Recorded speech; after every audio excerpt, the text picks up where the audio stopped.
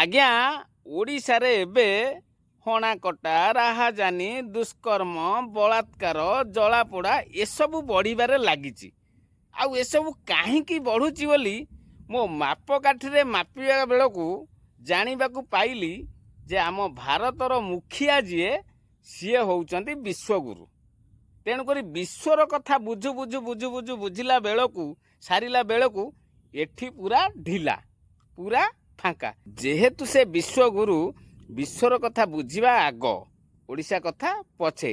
ତେଣୁକରି ଆମେ ଏଠି କହି ରଖିବାକୁ ଚାହୁଁ କି ବାପ ପୁଅ ରାତି ଅନିଦ୍ରା, ମୁଗୁରା ପଛ ମେଲା, ପବନ କୁଆଡ଼େ ଗଲା, ଇଏ ହେଉଛି ବିଶ୍ୱଗୁରୁଙ୍କ ପାଲା। ତେଣୁକରି ଗୋଟିଏ ଜିନିଷ କହିବା, ଅପିଲ କରିବା, ଅଭିଯୋଗ କରିବା, ରିକ୍ୱେଷ୍ଟ କରିବା, ଯାହା ଅଛି ସବୁ କରିବା କି ସାର୍ ଆମ ଓଡ଼ିଶାର କର୍ପୂର ପଛେ ଉଡ଼ି ଯାଉ, କନା ଖଣ୍ଡିକ କିନ୍ତୁ ବଞ୍ଚିକି ଥାଉ।